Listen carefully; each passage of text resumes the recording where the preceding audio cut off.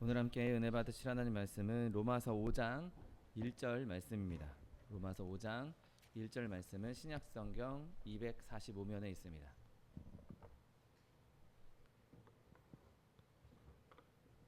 로마서 5장 1절 말씀 신약성경 245면입니다.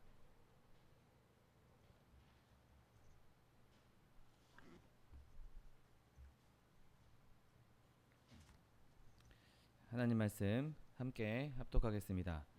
그러므로 우리가 믿음으로 의롭다 하심을 받았으니 우리 주 예수 그리스도로 말미암아 하나님과 화평을 누리자. 아멘. 오늘 함께 묵독하신 로마서 5장 1절 말씀을 근거로 하여서 화평, 사실과 느낌 이런 제목으로 잠시 은혜 나누기 원합니다.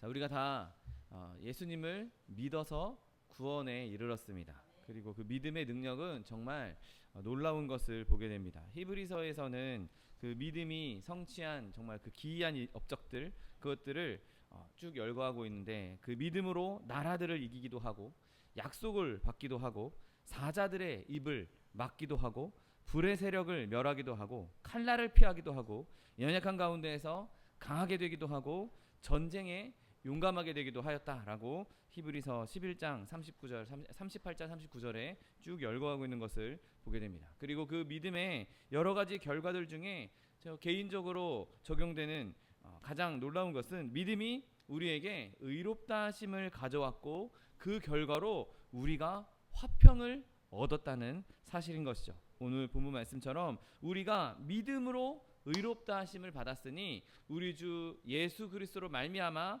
하나님과 화평을 누리자라고 말씀하고 있는 것을 보게 됩니다. 여러분, 믿음이 지닌 의롭게 하는 능력, 그것을 안다면, 그리고 우리가 그 믿음으로 말미암아 하나님 앞에서 의롭다 하심을 얻었다는 것, 이제 우리가 더 이상 죄악의 옷을 입지 않고 의의 옷을 입고 있다는 것, 그리고 그 옷을 입혀주시는 주님의 손길을 안다면 우리는 그 믿음을 더욱더 귀하게 여길 수밖에 없을 것이고, 그 믿음으로 말미암아 더 하나님께 감사할 수밖에 없는 것이죠. 여러분, 이 믿음은 우리에게 화평한 상태를 가져다 줍니다. 우리가 하나님과 화평한 것을 사실로 딱 못 받고 있는 것이죠. 여러분, 본성으로 우리에게는 화평이 있을 수가 없습니다. 하나님과의 화평, 우리에게는 절대로 일어날 수 있는 일이 아닙니다. 우리의 본성으로는 그 일은 일어날 수가 없는 것이죠. 우리의 죄악 때문에 하나님께서 분노하셨고, 그 하나님의 거룩함 때문에 우리는 하나님과 적대 관계를 가질 수밖에 없는 것이죠. 하나님은 우리랑 맞을 수가 없습니다.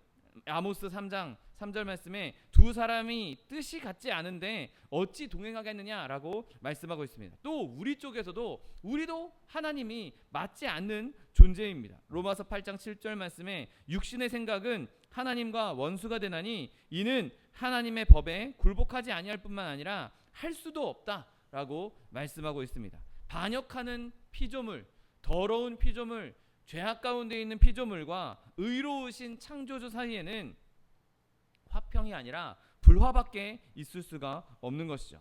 여러분, 여자에게서 태어난 모든 사람은 다 본성적으로 그러한 것이죠. 우리는 다 하나님을 대적하게 되어 있는 것이죠. 우리는 하나님의 명령에 불복하고 하나님을 거역하고 반역하고 하나님의 성령에 저항합니다. 예수 그리스도의 죽으심에 으로 인한 그것으로 드러난 하나님의 사랑을 거절하는 것이 인간의 본성인 것이죠. 하나님이 정말 우리에게 은혜를 베풀어 주지 않았다면 우리는 이러한 적대감 속에서 살다가 죽을 수밖에 없는, 영원한 멸망에 빠질 수밖에 없는 그러한 존재들이었던 것이죠. 여러분, 우리가 마음속에 화평을 누리려면 그 이전에 먼저 하나님과 우리 사이에 화평한 상태가 이루어져야 하는 것이죠. 여러분, 우리는 우리 자신을 주님 앞에, 하나님 앞에 굴복시켜야 하는 것입니다. 그래서 그때 우리가 하나님 앞에 완전히 우리를 굴복시켰을 때, 하나님 앞에 우리를 인정했을 때, 우리의 연약함을 인정했을 때, 그때 하나님께서 우리의 과거를 용서하시고 하나님과 더불어 화평의 언약을 맺을 수가 있는 것이죠. 하나님께서 그렇게 우리를 용납해 주지 않으시면, 용서해 주지 않으시면 우리에게는 화평이 있을 수가 없는 것이죠. 이사야 57장 21절 말씀에 내 하나님의 말씀에 악인에게는 평강이 없다 하셨다라고 말씀하고 있습니다. 우리가 하나님 앞에서 악인인 상태라면, 의로움을 받지 못했다면 우리는 하나님과 평강할 수가 없는 것입니다. 여러분, 그렇다면 우리가 하나님과 더불어서 화평할 수 있는 방법이 무엇입니까? 여러분, 우리가 하나님을 알지 못할 때, 하나님을 제대로 믿지 않을 때, 우리가 세상 가운데 있을 때 우리는 다 아무도 우리를 범죄자라고 생각하지 않았습니다. 우리는 다 나는 내가 무슨 범죄를 했어, 내가 사람을 죽인 적도 없고 도둑질한 적도 없는데 내가 무슨 죄인이야, 나는 범죄자가 아니야 라고 할 때에는 우리는 절대로 하나님 앞에 나아갈 수 없지만, 하나님이 보실 때에는 우리는 모두 다 범죄자일 뿐인 것이죠. 그리고 우리가 이스라엘의 하나님, 저 유대민족의 하나님이 만들어 놓은 율법, 그 내가 지킬 필요가 뭐 있어? 그 율법으로 인해서, 율법에 따른 그 법률로 내가 죄인이라고? 나랑 상관없는 법률로, 나랑 관계없는 법률로, 나는 한국에 살고 있는데 저 이스라엘에서 만들어 놓은 그 법률로 나를 판단할 수 없어, 난 인정할 수 없어. 여러분, 우리는 다 그렇게 인정하지 못하는 존재들이었던 것이죠. 여러분, 그런데 우리가 진정으로 화평을 누리려면 내가 죄인인 것을 인정하고 그 율법을 통해서 기소된, 율법을 통해서 고소당한 그 법정에 내가 당당하게 서야 되는 것입니다. 그 재판에 참여해야만 하는 것이죠. 여러분, 우리는 그 재판 앞에서, 하나님 앞에서 최종 신문을 받을 때 나는 죄가 없습니다 라고 말할 수가 없습니다. 왜냐하면 우리가 죄인이라는 증거는 너무 많아서 우리가 다 압도될 수밖에 없는 것이기 때문인 것이죠. 그래서 우리가 하나님과 화평하기 위해서는 먼저 온 마음과 온 진심을 다해서 내가 죄인이다라고, 나는 죄인입니다라고 말해야만 하는 것이죠. 여러분, 우리는 그 사실을 반드시 시인해야 합니다. 왜냐하면 하나님은 거짓말장애와는, 거짓말하는 사람이랑은 화합하지 않기 때문인 것이죠. 자기 죄를 숨기는 사람이랑 하나님은 화평할 수가 없는 것이죠. 그래서 우리는 죄인이기 때문에 죄인의 자리에 서야 하는 것이죠. 그리고 그 재판장이 하는 모든 그 재판 과정에 우리는 기꺼이 동의해야 하는 것이죠. 내가 그 재판 받을 수 없습니다, 이 재판은 공정하지 않습니다 라고 이의를 제기한다면 그것은 법정을 모독하는 것이죠. 여러분, 내가 죄인임을 인정하고 뉘우치고 잘못을 구하는 죄인에게는 긍휼이 있습니다. 세상 법정도 잘못을 뉘우치고 내가 잘못했습니다, 내가 다시는 이러지 않겠습니다, 내가 정말 잘못했습니다 라고 죄를 뉘우치는 그런 태도만 보여도 형량이 감량되는 것을 보게 됩니다. 여러분, 그런데 자기가 죄인인 것을 인정하지 않는 사람, 스스로 죄인을 인정하지 않으려는 사람에게는 긍휼이 있을 수가 없는 것이죠. 요한일서 1장 8절 9절 말씀에 만일 우리가 죄가 없다고 말하면 스스로 속이고 또 진리가 우리 속에 있지 아니할 것이요, 만일 우리가 우리 죄를 자백하면 그는 미쁘시고 의로우사 우리 죄를 사하시며 우리를 모든 불의에서 깨끗하게 하실 것이라고 말씀하고 있는 것입니다. 여러분, 어떤 사람이 나는 죄가 없어요 라고 말하면 그것 자체가 거짓말이고, 그것 자체가 위증이 되는 것이고, 그것으로 말미암아 더 큰 형량을 받을 수밖에 없는 것입니다. 오늘 읽은 말씀처럼 스스로 속이는 것이고 진리가 그 속에 있지 아니한 것이라고 말하고 있는 것이죠. 그런 사람에게는 화평이 있을 수가 없는 것이죠. 여러분, 근데 내가 나는 죄인입니다 라고 말하는 것이 아주 자존심을 상하게 하는 것처럼 보일 수가 있을 것입니다. 그런데 따지고 보면 우리가 우리의 유죄를 인정하는 것 말고 과연 뭘 할 수 있겠습니까? 곳곳에 우리가 죄인이라는 증거들이 널려 있는데, 어딜 봐도 나는 죄인이란 것을 모든 상황이, 모든 증거물이 다 나를 지목하고 있는데 내가 거기서 어떻게 거짓말할 수 있겠습니까? 여러분, 우리가 하나님 앞에서 화평을 누리려면 내 유죄를 인정하고 하나님 앞에 납작 엎드려 하는 것이죠. 그리고 그렇게 우리의 죄를 깨닫게 하는 것, 인정하게 하는 것이 성령의 사역이요 은혜란 사실을 믿게 되시기를 예수님의 이름으로 축원드립니다. 여러분, 성령께서 우리에게 임하시면 더 이상 바리새인처럼 나는 다른 사람과 같지 않습니다, 나는 이렇게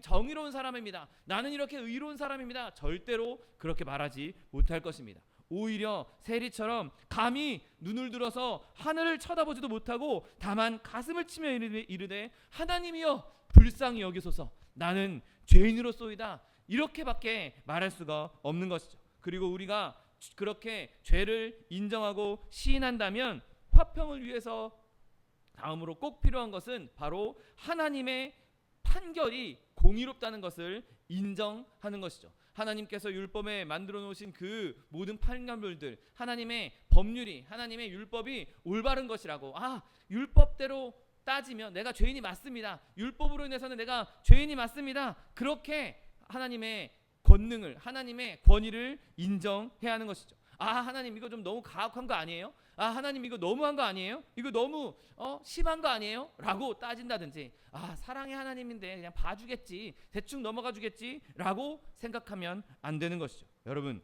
죄를 범한 행위에는 분명히 죄의 결과가 뒤따릅니다. 성경은 죄의 삭은 사망이라고 분명하게 말씀하고 있는 것이죠. 만약에 살아가는 그 사회 속에 이 모든 공동체 안에 법도 없고, 법이 있긴 있는데 법대로 행하지도 않고, 법이 있는데 솜방망이어서 그냥 대충 넘어가고 그냥 벌도 받지 않는다면 과연 그 사회가 제대로 된 사회겠습니까? 그 사회는 올바른 사회가 아닐 것입니다. 여러분, 하나님께서는 올바른 재판장이시고 그 죄의 값의 사망을 반드시 내리시는 공의의 하나님이십니다. 하나님이 그렇게 공의롭지 않다면, 하나님께서 그렇게 철두철미하지 않다면 하나님을 어떻게 믿고, 하나님이 하시는 일들을 우리가 어떻게 믿고 따를 수 있겠습니까? 여러분, 하나님께서 행하시는 모든 그 재판 과정이 올바르고 공정하다, 올바르다, 그것이 맞다라고 인정할 수 있는 저 여러분 되시기를 예수님의 이름으로 축원드립니다. 여러분, 그렇게 지속적인 화평은 진리 위에서, 하나님의 율법 위에서만 판결될 수가 있는 것이죠. 내가 유죄임을 인정하고 선고받고, 그리고 그 유죄 판결이 공정하다라고 인정하면 그때 이제 하나님의 긍휼이 임하기 시작하는 것이죠. 여러분, 하나님은 우리를 화평케 하기 위해서, 하나님과 우리의 화평을 위해서 이제 이 유죄, 이 죄인에게 떨어질 그 죄값, 죄의 삭세, 사망, 죄값에 해당하는 형벌, 그것을 이제 얘한테 내리지 않으려고 하나님께서 이제 대신할 사람을 찾기 시작하십니다. 여러분, 그분이 누구십니까? 바로 우리를 위해서 이 땅에 오신 예수 그리스도께서 우리의 모든 죄의 값을 대신 치셨다는 사실을 믿으시기를 예수님의 이름으로 축원드립니다. 하나님은 자기 아들을 이제 그 죄수의 자리에 앉히기 시작하신 것이죠. 그래서 그 우리가 지었던 죄, 내가 유죄이고 그 유죄 판결 내가 인정했다, 그렇다면 이제 그 유죄 판결에 대한 죄값을 내가 아니라 예수님께 돌리시고, 예수님께서 우리의 모든 죄를 짊어지시고 제거해 주신 것입니다. 여러분, 예수님께서 나를 대신해서 내 죄값을 대신 지셨다, 나를 대신해서 십자가에 달려 죽으셨다. 여러분, 그것이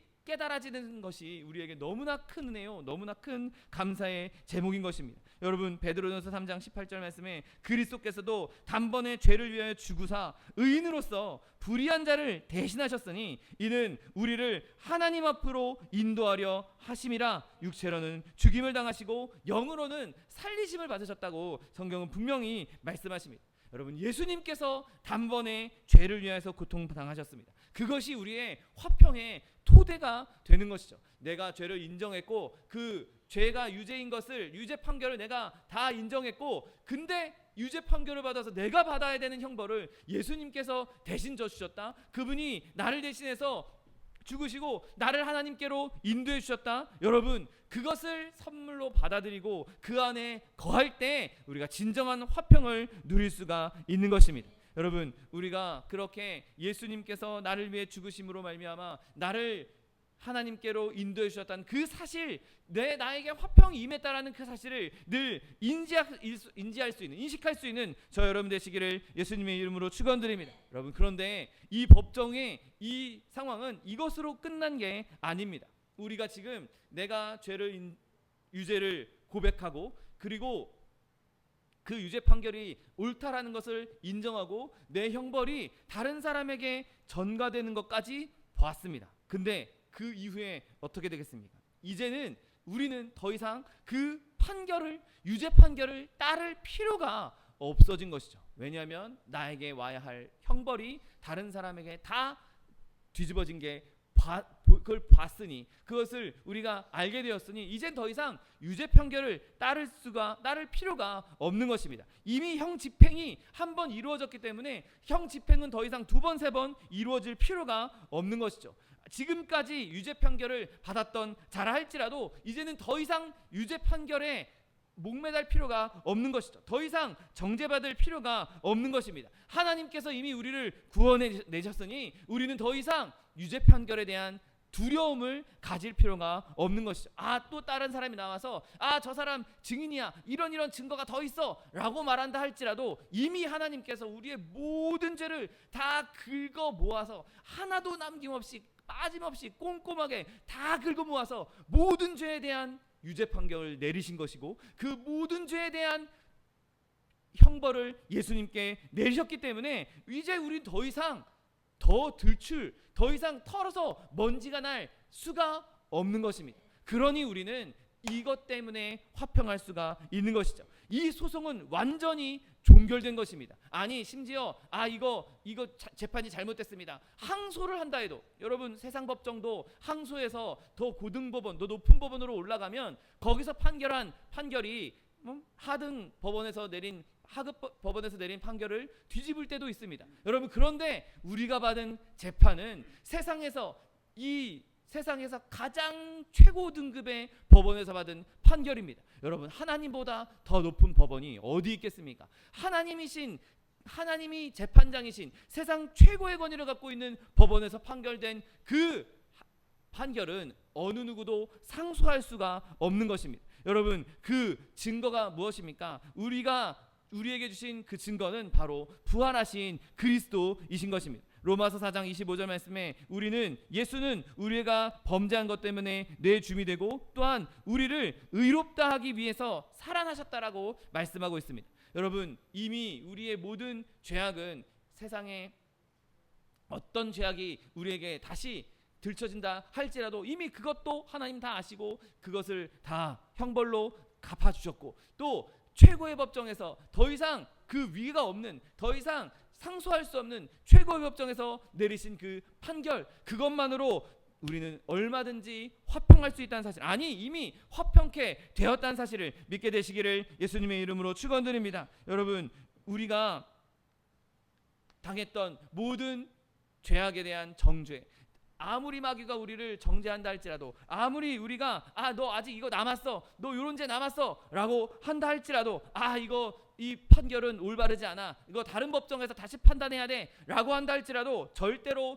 뒤집어질 수가 없는 것입니다. 여러분, 예수님께서 우리 자리에 서셨을 때, 예수님께서 우리의 형벌의 자리에 서셨을 때 우리가 예수님을 그 자리에 갖다 놓은 것도 아니고 예수님께서 스스로 거기에 서신 것도 아닙니다. 여러분, 예수님께서 그 자리에 서신 것은 영원하신 하나님 아버지께서, 그 재판장께서 직접 자기 아들을 그 자리에 세워 주신 것이죠. 이사야 53장 6절 말씀에 여호와께서는 우리의 모두의 죄악을 그에게 담당시키셨다라고 말씀하고 있는 것입니다. 여러분, 하나님보다 더 높은 권위가 없습니다. 누가 능히 하나님께서 택하신 자들을 고발하리요, 의롭다 하신 이는 하나님이시라고 말씀하고 있는 것이죠. 여러분, 그러므로 우리는 이 믿음으로 의롭다 하심을 받았기에 이미 화평한 상태에 놓여 있다는 사실을 믿게 되시기를 예수님의 이름으로 축원드립니다. 여러분, 또한 우리의 상태가 화평한 것뿐만 아니라 우리가 화평하다는 것을 느낄 수도 있어야 하는 것이죠. 여러분, 우리가 화평한 상태에 놓여 있는데, 이미 화평의 자리에 들어가 있는데 세상에 살아가다 보면 화평을 누리지 못하는 것처럼 화평한 감정을 느끼지 못할 때가 너무나 많이 있습니다. 오늘 본문을 보십시오.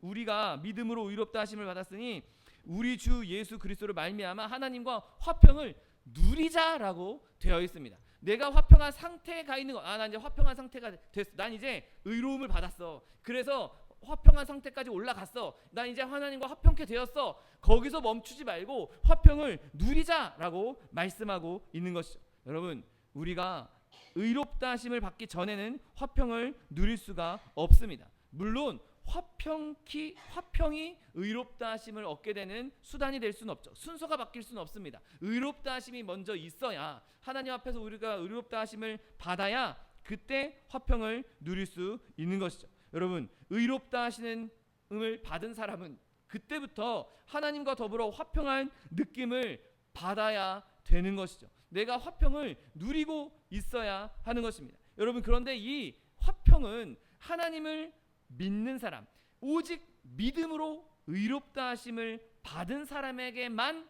해당이 되는 것이죠. 내가 예배를 드린다고 해서, 내가 새벽 예배, 수요 예배, 금요 예배, 모든 예배 다 참석한다고 해서 누리는 화평이 아니라 예수님을 믿고 의롭게 되었을 때 화평을 누릴 수 있는 것입니다.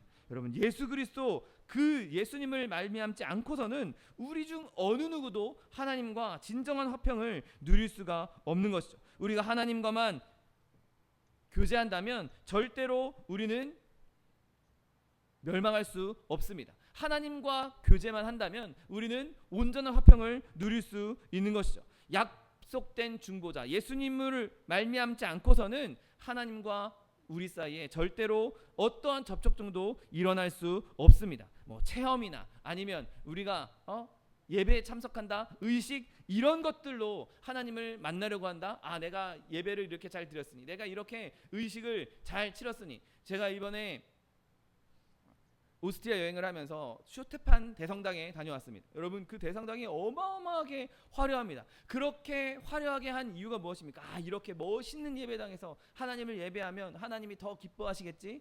이렇게 멋있는 예배당에서 하나님을 찬송해야지. 여러분, 아무리 그렇게 멋있는 예배당을 지어놨다 할지라도 내가 하나님을 믿는 믿음이 없으면 그 예배당에서 드린 예배는 아무것도 아닌 것이죠. 아무리 비좁은 골방 하나, 기도원에 있는 정말 기독을 한 사람 간신히 들어갈 수 있는 그 협소한 기도굴에서라도 하나님을 진심으로 찬양한다면, 하나님을 진심으로 예배한다면 그곳에서 하나님을 믿는 믿음으로 말미암는 화평을 누릴 수가 있는 것입니다. 여러분, 왜 우리가 하나님 앞에 화평을 누리지 못합니까? 내가 왜 예수 믿는다고 하면서도 화평을 누리지 못합니까? 여러분, 그것은 오늘 말씀처럼 제대로 믿지 않기 때문인 것이죠. 내가 의심하기 때문에 하나님 앞에서 화평을 누릴 수가 없는 것입니다. 여러분, 예수님께서도 이렇게 말씀하십니다. 너희는 마음에 근심하지 말라. 하나님을 믿으니 또 나를 믿으라고 말씀하십니다. 예수님을 믿으면 우리는 더 이상 껄끄러울 필요가 없는 것이죠. 예수님을 믿으면 더 이상 화평을 누리지 못할 일이 없는 것입니다. 여러분, 예수님을 믿으면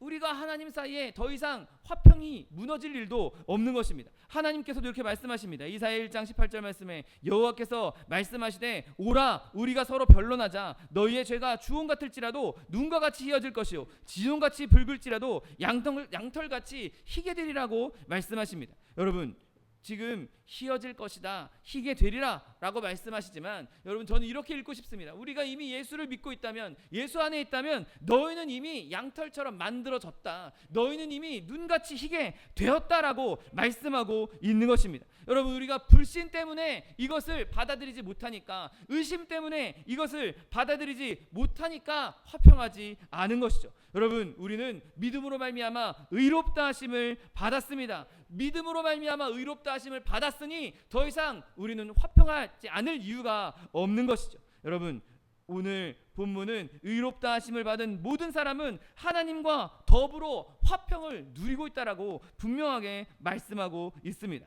여러분, 그렇다면 우리가 왜 화평을 누리지 못하고 있습니까? 이 화평에 대해서 우리가 놓치고 있는 것이 있기 때문인 것이죠. 어떤 사람이 얘기합니다. 세상에 너무 유혹이 세서, 너무 유혹이 많아서 사단이 나를 가만히 두지 않아서 내가 화평을 누리지 못해요 라고 말합니다. 여러분, 한번 생각해 보십시오. 여러분, 우리가 세상에 살아가는 동안 어쩔 수 없이 우리는 사단에게 노출되어 있을 수밖에 없습니다. 그리고 사단이 나를 유혹한다, 사단이 나를 괴롭힌다, 그건 내가 지금 사단과 화평하지 않고 있다는 뜻이죠. 내가 사단과 화평하고 있다면 사단이 날 괴롭힐 일도 없고 나를 유혹할 일도 없을 것입니다. 여러분, 오늘 본문 말씀처럼 우리가 의롭다 하심을 받았으니 우리 주 예수 그리스도로 말미암아 하나님과 화평을 누리자라고 말하고 있지, 사단과 화평을 누리자라고 말하고 있지 않습니다. 그러면 사단이 나를 괴롭힌다, 나를 유혹하고 있다, 그럼 나는 지금 하나님 편에 서 있다라는 증거인 것이죠. 내가 유혹당하고 있어서, 내가 사단에게 괴롭힘당하고 있어서 그래서 내가 화평을 누릴 수 없다? 여러분, 그것은 말도 안 되는 소리입니다. 내가 사단에게 괴롭힘당하고 있고, 사단에게 유혹당하고 있고, 사단에게 공격당하고 있으니까 그것이 내가 하나님과 화평하다는 증거가 되는 것이죠.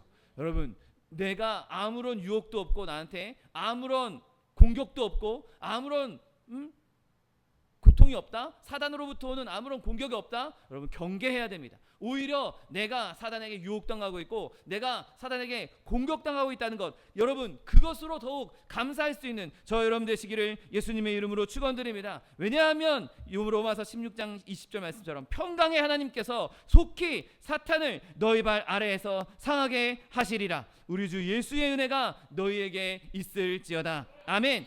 우리를 공격하는 사단은 언젠가 우리 발 아래 놓고 우리가 밟아버릴 때가 반드시 오게 될 것입니다. 그러므로 내가 사탄의 공격 때문에, 유혹 때문에 화평하지 않다, 여러분 그 생각을 뒤집을 수 있는 저 여러분 되시기를 예수님의 이름으로 축원드립니다.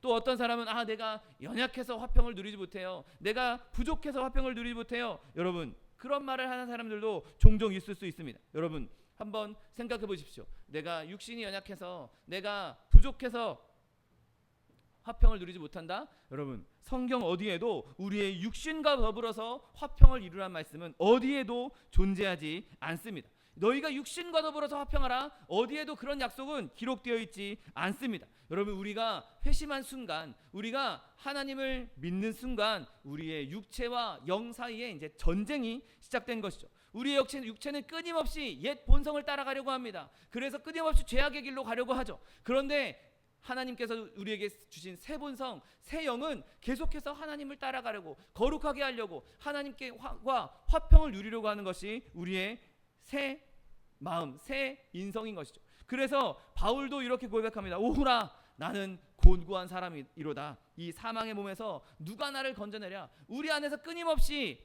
싸움이 있다는 것입니다. 내 부패한 본성이 계속해서 나를 악한 곳으로 끌어가려고 계속해서 우리를 공격하고 있는 것이죠. 여러분 우리가 육체 때문에, 육신의 연약함 때문에, 내 연약함 때문에 화평을 누리지 못한다? 그것도 거짓말입니다. 그것도 말도 안 되는 소리입니다. 여러분 우리는 육신의 화평을 누리고자 하나님을 믿는 것이 아니죠. 우리의 영이 우리와 하나님 사이에 영적으로 교제하면서 그 영적으로 살을 찌워가면서 하나님과 화평한 것이 우리의 진정한 화평이라는 사실을 믿게 되시기를 예수님의 이름으로 축원드립니다.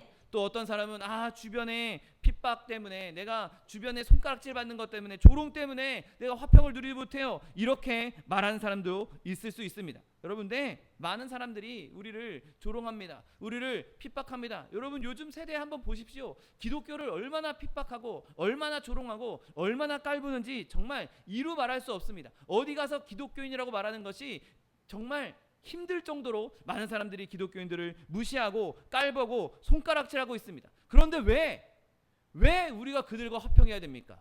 왜 우리가 세상 사람들과 화평해야 됩니까? 왜 우리가 그들의 비율을 맞춰줘야 합니까? 우리는 세상과 화평하라고 부름받은 사람들이 아닙니다. 우리는 세상과 타협하라고 부름받은 사람들이 아닙니다. 우리는 예수 그리스도의 십자가, 그 예수 그리스도의 보혈을, 그것을 믿는 순간부터 이상 세상과의 화평은 이제 생각할 필요가 없는 것이죠. 여러분 주님 때문에, 우리가 주님을 믿는 것 때문에 우리를 싫어하는 사람들과 화평할 이유가 있습니까? 왜 그들과 화평으로 합니까? 왜 그들의 비율을 맞추려고 합니까? 요한복음 15장 18절 19절, 세상이 너희를 미워하면 너희보다 먼저 나를 미워한 줄을 알라. 너희가 세상에 속하였으면 세상이 자기 것을 사랑할 것이나 너희는 세상에 속한 자가 아니요 도리어 내가 너희를 세상에서 택하였기 때문에 세상이 너희를 미워한다라고 분명하게 말씀하십니다. 여러분 세상이 우리를 미워하는 것은 당연하고 예수님도 그것을 이미 알고 계셨습니다. 여러분 오늘 본문은 세상으로 인해서 화평을 누리라는 것도 아니고, 아무런 핍박이 없기 때문에, 조롱이 없기 때문에 화평을 누리라는 것도 아닙니다. 여러분